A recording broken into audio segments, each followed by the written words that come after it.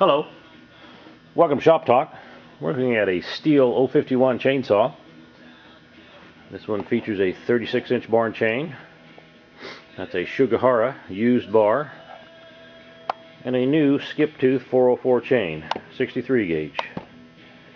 Has the skip sequence in the chain. You can see the space between the teeth. Really pulls nice on these big saws. And we'll take a look at some of the features this big saw has.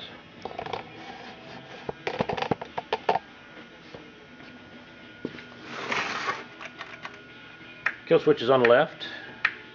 Choke is on the right.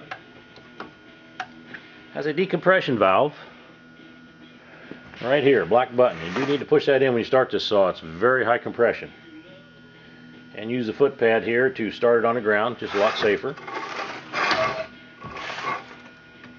Gas reservoir right here. And the oil reservoir in the front. Got two falling spikes. And that popular wrap handlebar.